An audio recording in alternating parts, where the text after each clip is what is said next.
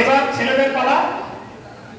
সুনামগঞ্জের দক্ষিণ সুনামগঞ্জ উপজেলার পাথারিয়া তালুকগাঁও গ্রামের নুরুল ইসলাম পেশায় দিনমজুর। বিগত বন্যায় ঘরবাড়ি হারিয়ে নিঃস্ব হয়ে যান তিনি। স্ত্রী ও 4 সন্তান নিয়ে খেয়ে না খেয়ে দিন যাপন করেন। এর মধ্যে বড় মেয়ে সারজেনা আক্তার বিয়ের উপযুক্ত হলেও দারিদ্রতার কারণে বিয়ে দিতে পারছিলেন না। তখন নুরুল ইসলামের এই মেয়ের বিয়ের দায়িত্ব নেন যুক্তরাজ্য ভিত্তিক মানবিক সংগঠন আল খায়ের ফাউন্ডেশন বাংলাদেশ। 3 জানুয়ারি দুপুরে সিলেটের আমানুল্লাহ কনভেনশন সেন্টারে ধুমধাম করে বিয়ের আয়োজন করা হয়। সারজেনা আক্তার ও তার বর সহ 15 জুটির যৌতুক মুক্ত বিয়ে সম্পন্ন হয় এই কনভেনশন সেন্টারে। এরকম বড় সেন্টারে সারজেনার বিয়ের অনুষ্ঠান হবে সেটা কখনো কল্পনাও করেননি তিনি।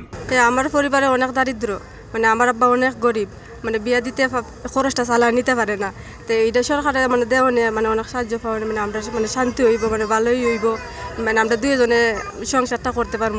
যৌতুককে না বলুন প্রতিবাদ্যকে সামনে রেখে যৌতুকবিহীন বিয়ে 2025-এর আয়োজন করে যুক্তরাজ্য ভিত্তিক মানবিক সংগঠন আল খায়ের ফাউন্ডেশন বাংলাদেশ। অসচ্ছল ও হতদরিদ্র পরিবারের বিয়ে উপযুক্ত 30 জন ছেলে ও মেয়েকে উৎসব মুখর আয়োজনের মধ্য দিয়ে বিয়ের আনুষ্ঠানিকতা সম্পন্ন করে আল খায়ের ফাউন্ডেশনের নেতৃবৃন্দ। বিয়ের অনুষ্ঠানের প্রধান উপদেষ্টার কার্যালয়ের যুগ্ম সচিব ও এনজিও বিষয়ক ব্যুরো মহাপরিচালক মোহাম্মদ আনোয়ার হোসেন উপস্থিত ছিলেন।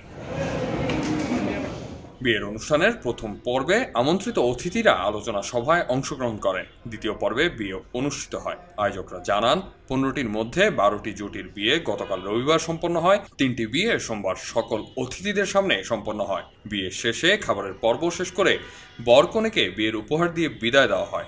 আমার খুব ভালো লাগছে এই জায়গাটা, মানে আমার বিয়ার মানে অনুষ্ঠানে মানে খুব ভালো লাগছে।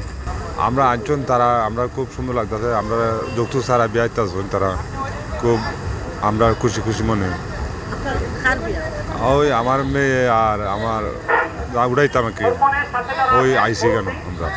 আয়োজকরা কেবল বিয়ে দিয়েই তাদের কার্যক্রম শেষ করেননি। বিয়ের পরবর্তী নতুন সংসার সাজানোর জন্য গৃহস্থালী সামগ্রী, 1 মাসের খাবার, নগদ অর্থ উপহার হিসেবে দিয়ে গেছেন।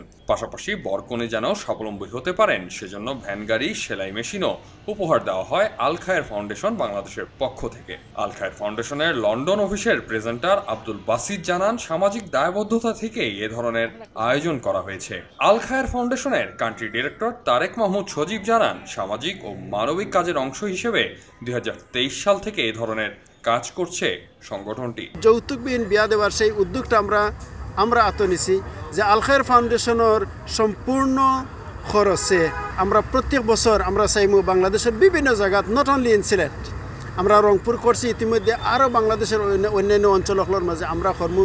তারার জীবনটারে সুখী করবার লাগি, একজন মার কষ্টরে দূর করবার লাগি, একজন বাবার দুঃখ করে দূর করবার লাগি, আর সবচেয়ে বড় জিনিস হইল একটা কাপল তাদের জীবনটারে সুন্দর করবার লাগি, শান্তি দিবার লাগি আমরা এই আয়োজনটা। খবরের কাগজ, নিখাত, নির্ভীক, নিরপেক্ষ।